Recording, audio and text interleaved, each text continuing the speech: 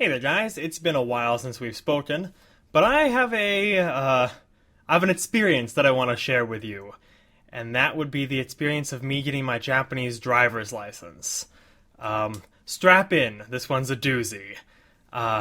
So many of you, I'm sure, probably have your driver's license already, whether that's in the United States or abroad. However, you know it's not the easiest process in the world. You generally have to take driver's ed, and then you have to go down to the DOL, and you have to take your driver's test, and then you get like maybe a temporary license, and then you need to wait 2 months or whatever until you get your real license. It's an ordeal. It takes like driver's ed aside. Let's put that aside. Going down to the DOL, the Department of Licensing, and taking your test, and you have to wait for a while and take your picture and do your eye exam and everything. It takes a whole day. I mean, or at least half a day probably. It's not a fast process. However, compared to the Japanese system, that is literally Sonic the Hedgehog. Literally. Let's rewind. So, to get a driver's license in Japan, you either have to have a driver's license from abroad, or you have to go through the driver's school. It's not really driver's ed so much as you have to go to a driving school. Luckily, I have a driver's license abroad, so I was able to convert that to a Japanese license. If you are from any G12 country besides the United States, you can go to the DOL, you can say, here's my license, and they'll be like, awesome, here's your Japanese license, congratulations. If you're from the United States, however, they're like, no, you turn around, you go get in that line over there. You're not getting your license today. Or any time for the next 2 weeks is the subtext. Because the United States does not have an agreement with Japan on like driver's license exchanges. So American people have to take the driving test like Japanese people. Though I think the it's called Gaimen Kirikae or Gaikoku Menkyou no Kirikae, which means like exchanging a foreign driver's license to a Japanese license. Yeah, I think it might be slightly easier test that I have to take. So I feel bad. I feel bad for Japanese people who have to take the driving test, because this is a doozy. So before you can even take your test, you have to go down to the DOL, and you have to register. You can either do that registration between 8 and 8:30 a.m., or 1 and 1:30 p.m. Those are the only times. Half an hour in the morning, half an hour in the afternoon. Also, they only can accept 10 people per time slot. So if you're not there in line early, good luck. Come back tomorrow. They can only accept 10 people at a time. In addition to that, so I have like a Japanese ID card, right? That says, yes, I live in Japan. Yes, it's the equivalent of my visa, so I don't have to carry my passport around. You need that. You need your previous driver's license as well from the States, and any other driver's licenses that you've had. However, the driver's license itself isn't enough. It needs to be translated into Japanese. I speak Japanese, I could translate it, but I'm not good enough. You actually have to go to the Japan Auto Federation and pay them $30 to translate your license. So before you can even go to the Department of Licensing and take care of all of that, you have to go to the Japan Auto Federation on some previous day, and I think it took me like an hour and a half, 2 hours or so. However, when you have to go find the place and take time out of your day, I mean, travel and everything included, it was probably 3 hours or so. Go get that taken care of beforehand. In addition to your ID that says you live here and you're okay, and your previous driver's license, and the translation of your previous driver's license, they need your passport, and any other passports you've ever had. Even though you need your passport and your valid visa to get your ID card, they need your passport as well. On the back of your ID card that you have is written your address. Whenever you move, that address is changed. And it's rewritten on another line. That also is not good enough. Instead, you need to go down to your local ward office, and you need to get a certificate of residency. Even though they're the ones who fill out the address on the back of your ID card and everything, you need to go down to your ward office and get a certificate that says, yes, I do indeed live at the address that's on my ID card. Also very repetitive. So you need to take care of that before you hand as well. Luckily, for me, that only took like 10 minutes or so.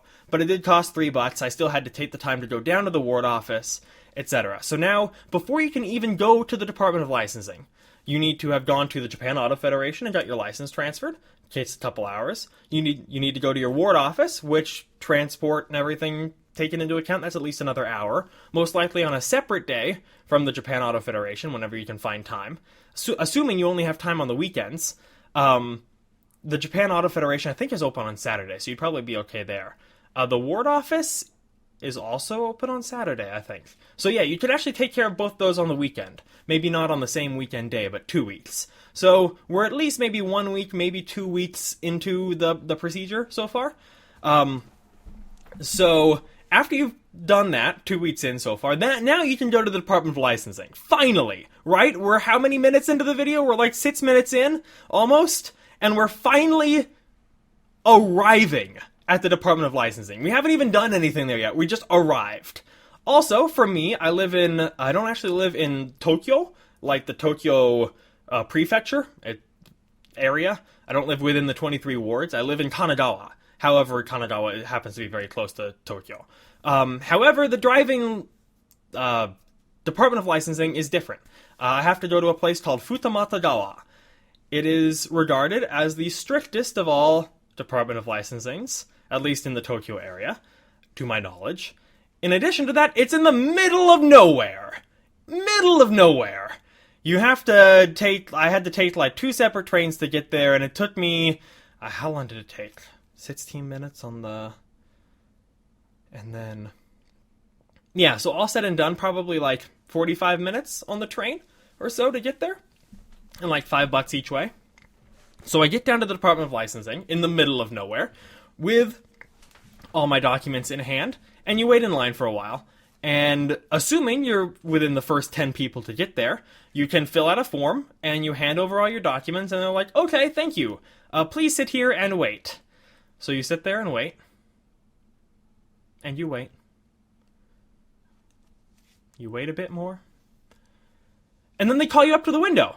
And they're like, okay, so we're going to do a written test. Please wait. So then you sit.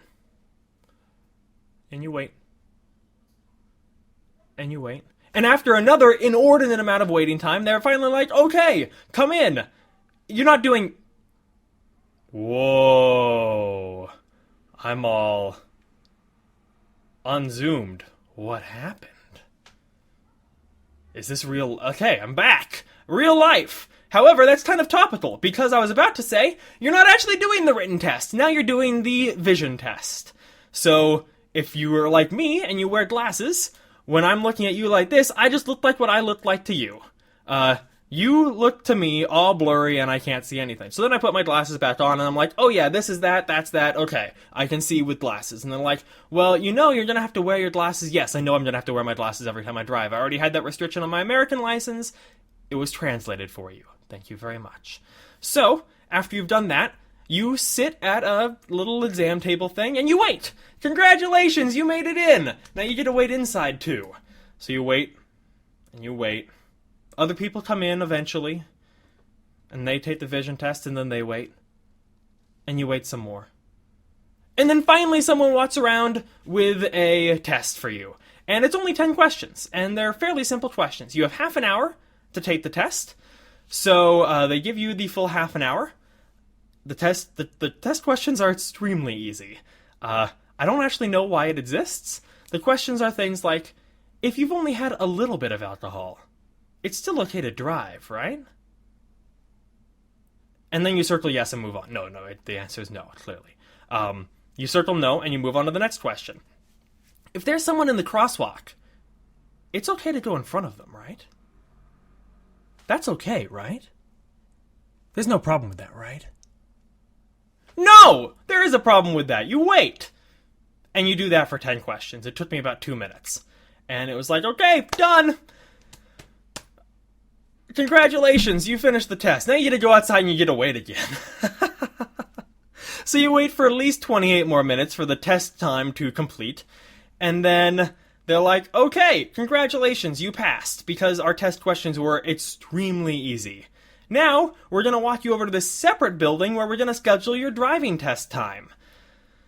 So you go over to this other building, and they're like, okay, please take a seat here. I'll be with you shortly. And you wait.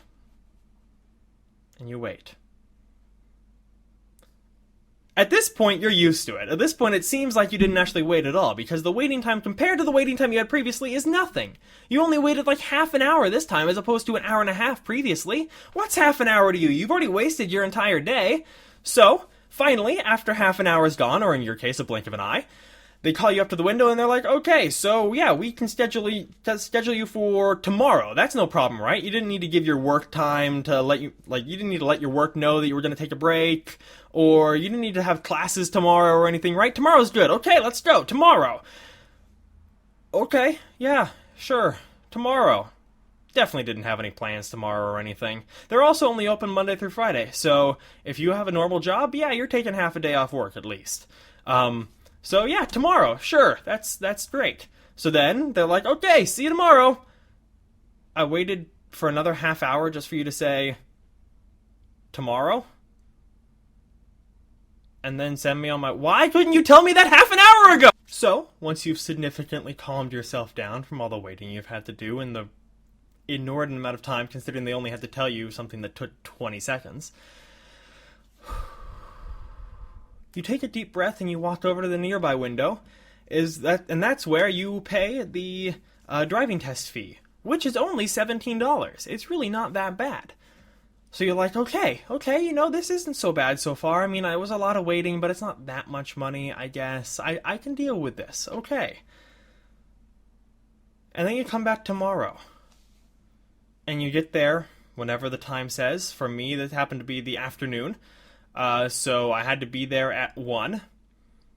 So I was there at 12:45. I waited for 15 minutes. That's expected. 15 minutes. That's fine. That's normal.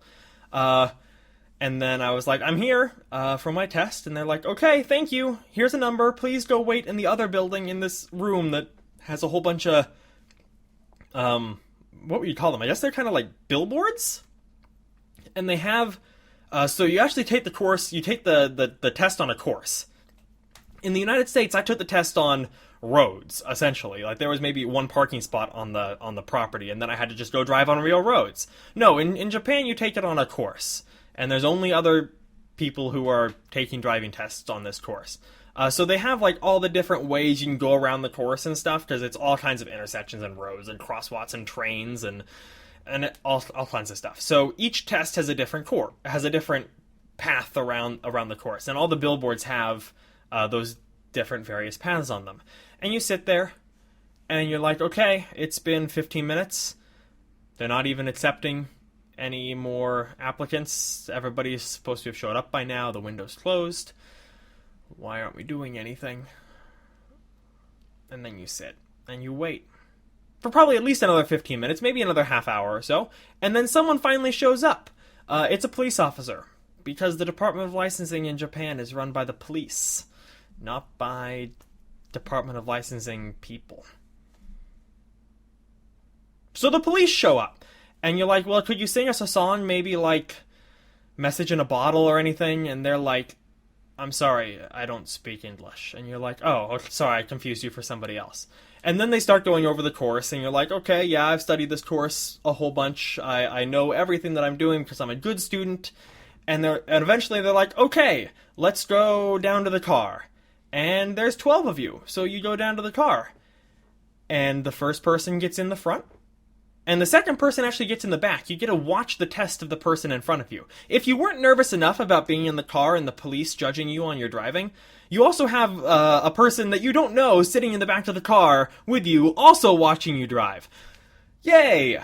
So you do that.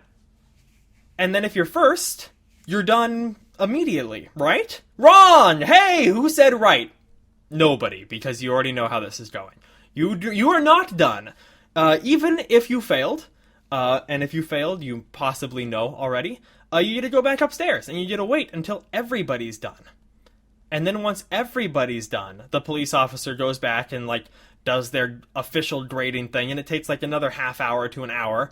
And then they open up a little window, and they're sitting there, and everybody who who failed, everybody who passed, if there was anybody who passed, I'll get to that soon, all gets brought up to the window, and you collect your little sheet of paper that has your information on it, and if you failed, you get to go pay even more money. If you passed, you get to pay even more money, and then wait some more. The likelihood is that you failed. And that is because when you're in the car... Okay, so let me lay out what's going on here. You get in the car, right? Before you get in the car... So you don't get in the car, right? Before you get in the car, I recommend that you go up to the front bumper and you kind of look, maybe get down on your heels and you kind of look under the car, check, make sure there's nothing there. There's obviously nothing there, but you're supposed to check anyway. Go around the back, do the same thing. No squirrels somehow got under the car. No police officer hiding under there trying to trip you up. No, there isn't. But you do it anyway. And then you get in the driver's seat. And you say, Yoroshiku onegaishimasu to the police officer. Basically, what's a good English translation of that? I don't really know. Maybe like, it's not that it's nice to meet you, but that's kind of what we'd say. It literally means like, please take care of me, but we wouldn't say that. It's basically just like, it's a polite way of saying hello in this situation, and like, I'll do my best, please don't judge me too harshly, kind of thing. I don't know, it's actually kind of hard to translate, but that's kind of like the intent behind it. So you do that, and then you adjust your seat, whether it needs to be adjusted or not, you still adjust it. You adjust your mirror, and then you turn on the car, you adjust your side mirrors if you need to, and then they say, alright, let's go. We're gonna go one time. You basically drive in a little circle to get your feeling for the car, which I actually appreciated, considering I had never driven a car where the steering wheel was on the right side, not the left side. In the United States, we drive on the left. If you're from a European country or some other country where you drive on the left-hand side of the road, okay, so United States, where the driver's side is on the left. If you're from a country where you drive on the left, the driver's side is on the right. I've never driven one of those before, so I appreciated the little go-around. So after that, they're like, okay, turn off the car, because you're back where you started. So you turn off the car. Completely unnecessary. And they're like, okay, ready to go? Yep. Alright, turn the car back on. Why did I turn it off then? I turned it off 3 seconds ago. So you turn it back on, and you do this in the very specific order of you shift to drive, and then you let go of the parking brake. It's always shift, release, and shift, set. So if you're parking, you shift into park, and then you pull the parking brake. If you do it in the wrong order, you're basically going to fail. Yeah, pretty silly. So you go up, and you take a left, and now you're on the real course. So you go up, and you turn at a certain number, and they're like, okay, go turn right at red number 5, or whatever. So you get on the gas a bit, and you shift into, you switch lanes to the close lane so you can turn, and you turn right at red number 5. Okay, turn left at red number 7. Okay, so you're getting ready. You turn left at red number 7, and they start writing on their little sheet of paper. Writing on their little sheet of paper is never good news. In this case, if you didn't know, they're writing on their little sheet of paper that you were not close enough to the curb when you turned. They essentially want you to be within, like, 5 centimeters, like 2 to 3 inches of the curb, your tires, when you turn. Otherwise, you're not close enough, and a bicyclist should squeeze in there. Even if you were checking for bicyclists over your shoulder and everything, even though this is a course and there's not going to be any there, even if you were completely checking, if you're not close enough to the curb, guess what? You fail. Just like that. Boom. You have no chance. There happened to be a case later on in the course where there was a giant bush on my right-hand side and I needed to turn right. So I was at a stop sign. So I stopped a little bit, like maybe, I don't know, 2-3 inches past the line, so I could kind of see around the bush. Yeah, that was bad, because the police officer immediately stomped on his brake, being like, "That's bad, you know!" I'm like, "Yeah, I know. I was trying to see. Sorry." And all the smile and happiness drains from my face till I've been driving what I thought was pretty well up till that point. And then I know the course. I know I'm supposed to take a right up here, and I'm supposed to go into an S-curve. And they say, okay, go straight. What? But I'm supposed to... Go straight. We're going back to the start. You failed. Instant fail. Just for that, instant fail. So I learned my lesson. I went back upstairs and I waited, and I waited, and I waited, and eventually they finally did all their grading and came to the window and opened it up, and I walked up and I got my little piece of paper back that said I failed, and it was like, okay, we'll schedule you for next week. You don't have classes or anything, right? Sure, yeah, definitely happy to be coming back again. So, I didn't go to class on the day of my test. I didn't go to class that next, I think it was a Tuesday that I was scheduled for. I didn't go to class that day either. And they're like, okay, so here's your fee for next time as well. And I look at it, it's no longer $17. That's only your first time. After that, it's $40 every time. They waived some fee for your first time. Nobody ever passes their first time. I mean, it does happen, but it's extremely rare. I was talking to a guy who was there. It was my first time, so I was trying to get some tips. And he's like, yeah, this is my 7th try. Hopefully I'll get it this time. Talked to another guy. Yeah, this is my 10th time. I'll get it eventually. It's not uncommon for it to take 7, 10. I heard of a guy who took 13 tries on this driving test to get their license. I think the police officers finally took pity on them more than anything. But I went and I paid my $40, and I resigned myself to the fact that I was going to have to come back here again another day. Deep breaths, deep breaths. This is kind of stressful to recall, actually, because this was so arduous. So, I came back the next day. This time, my test was actually in the morning, so I had to be there at 8 a.m., meaning I had to leave my house by 6:45 at the latest or so. I think I left at 6:30. Because, I mean, I have to go to the station, and then I have to walk from... It's also, this place is not close to the station. It's probably a 10 to 15 minute walk from the train station to get to this driving center. But I did it, and I arrived, and I'm like, okay, I learned my lesson. I was a little too far away from the curb on my left-hand turns, and I pulled too far forward at the stop sign. Okay, I got it this time. I know what I did wrong. I'll fix it. So I would go through all the waiting, all the procedures, all the riffraff, etc., all the stupid things. And I get down, and I happen to be number 12. I was number 12 the first time as well. So I'm sitting down here waiting for a good hour and a half or 2 hours for my turn to come around. Also, you're waiting outside. Because it's basically like you have lanes. Kind of like an airport, I guess, where like you drop people off and pick people up. You kind of have stuff like that. So you're waiting along the side of this lane for the car to go out, do the test, and then come back around. And then you do Chinese fire drill, and you switch positions, and you're ready to go. And you cycle through the people like that. So I'm number 12, so it takes a while. So I'm sitting out, waiting outside. It's freezing. It's also raining. So I'm very, very cold at this point. But my turn comes around, and I'm like, okay, I got it this time. I know what I'm doing. So I'm driving.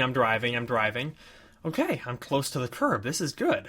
Okay, I'm driving. Okay, I made it through the really sharp 90-degree turns just fine. The person before me took it at like 2 kilometers an hour, and I'm going like 8 to 10. I'm really smooth. Things are going well. Okay, driving. Don't mess up at the stop sign. Stop before it just fine. And after that, I just kind of inched myself out until I could see that nobody was coming, and then I went, and everything was good. And I made it to the end of the course. I got to do the entire course. So I'm like, okay, I drove well. I made it through the whole course this time. We're good. So after I park, he says, yeah, I mean, I would have liked to see you drive more smoothly. And I'm like, okay, that's what I say out loud. In my mind, I'm thinking, what do you mean drive more smoothly? Did you see the person before me? They stomped on their brake at turns. They completely stopped in the middle of the road for no reason when they were taking a right-hand turn. They didn't check over their whatever this part of your body is, shoulder. They didn't check over their shoulder for bikes. They made really weird lane changes. And you're telling me to drive smoothly? I was crisp around corners. I was very smooth. I was smooth in the acceleration. I was smooth in the braking. I was smooth in lane changes. But I just say, okay. And that's all he says. Just drive more smoothly. I'm like, okay, that's not so bad, I guess. Could definitely be worse. So I go upstairs and I wait my hour or so to find out my results. Failed. No, to this day, and I mean that was only like a week and a half ago or something, but to this day, no idea why I failed. None. Drive more smoothly, he said. I don't even know what that means. So, I rescheduled again. I paid another $40. I took some deep breaths. I set aside my frustrations, and I said, well, we'll drive so smoothly next time he will just have to pass you. So I come back next time. I drive very smoothly. I make perfect lane changes. I'm right on the curb for my left-hand turns. I look stupid driving this way. Nobody actually drives this way. I mean, it's good practice to check for bicycles and stuff, but you're not going to take a turn where you're literally this far from the curb. Generally, you're just going to run into something if you take a turn like that. But whatever, I did it. And I got to the end, and he's like, yeah, I'd like to see you accelerate faster and brake faster. And I'm like, okay. But in my mind, I'm thinking, you told me to drive smooth! What are you on about? Ah! But I just say, okay, I understand. Yes, I will do that. And this time I was second. So I was like one of the first people to go. And so I go upstairs, and this time I have to wait like 2.5 hours, because I was right at the very beginning, right? So I'm just sitting upstairs waiting for 2.5 hours, being like, am I really gonna fail? Like this? Again? He told me to drive more smoothly, so I drove smoothly, and now he's telling me to drive more... I don't even know what the adjective for that would be, but there's an adjective in it? I'm gonna fail again, and now I really don't know what to do.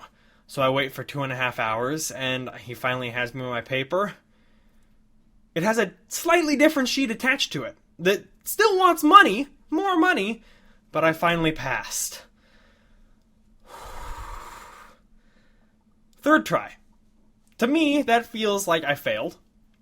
It took me 3 times to pass. However, everybody else was like, third time, nice, wow. I'm like, third time? Why is that good? In the States, if it takes you 3 times, it's bad news. But I passed. Japanese driver's license, not the same as States driver's license. So after that, he was like, okay, it's 11:15 right now. Yeah, you're gonna need to be upstairs to meet with somebody at 12:50. So you got about an hour and a half or so. Okay, see ya. So now I'm waiting for another hour and a half, and there's no seats upstairs, and there's really no way to wait upstairs, so I was just kind of waiting downstairs. I got some lunch, because there was a restaurant at the DOL, because they know they make people wait for so long that they're going to be starving. So they literally have a restaurant in the Department of Licensing. So I go get a bite to eat. I'm like, whatever, I'm part of the system already. I might as well buy into it. And I got upstairs, and how did it go? They were like, yes, is this person here? Okay, give me your piece of paper. Okay, thank you for your piece of paper. Go downstairs and wait more.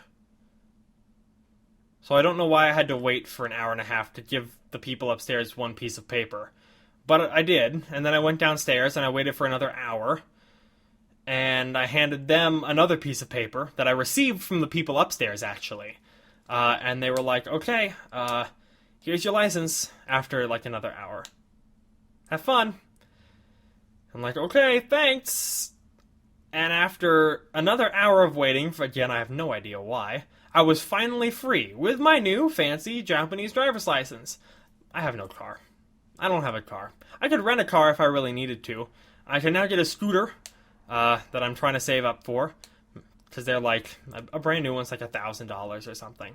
But it'd be good for me to be able to like actually go shopping and stuff, because bicycle's only good for so many things, right? A scooter, you can actually get farther places, and you can buy heavier things, etc. So I'm trying to save up for one of those right now. But yeah. It was kind of an anticlimactic ending, both for you and for me. When I was there, I'm like, that's it? I just get my license? There's no more waiting? There's no, like, celebration party afterward for how ridiculously hard this was? There wasn't. I was alone, and I was like, okay, well, I have a little piece of plastic that I'm not going to use because I don't have a car. But at least I have this little piece of plastic, so yeah, now I have a little piece of plastic with my picture on it that says, yes, this person can drive. Even though I already had another piece of plastic that said this person can drive from my home country. So yeah, I mean, that's about the size of it. It was a painful experience. I would not wish it upon anybody. If you're American, I recommend you move to Canada and get a license there for 3 months and then move here. And that way you can just circumvent the whole testing process. If you're not an American, if you're Australian, if you're British, if you're Scottish, if you're Canadian, screw you. No, don't actually screw you, but I envy you. Because if you came here, you'd have a much easier time than I did. It was truly an adventure. I talked to some people at school who got their license, and it was like a 2 to 3 month journey for them. I managed to knock it out in about a week and a half or so I'm grateful for that. But it was still a very trying week and a half with a lot of stress and a lot of not understanding exactly what's going on because it was so ridiculous. But that's my story. Sorry it was kind of long, I know, but it was much shorter for you than it was for me. Hopefully you enjoyed it. I didn't, but hopefully you got some enjoyment out of my pain. That's generally how it goes, right? My pain is your pleasure, something like that. I'm gonna go. Hopefully I'll have more things to talk about, so I can talk at you more. At you. You specific. Yes, you. No, I'm actually talking to you. No, like, I know there's a whole bunch of other people watching this video, right? But I'm talking about you. Thank you for watching this, and I hope you're having a fantastic day.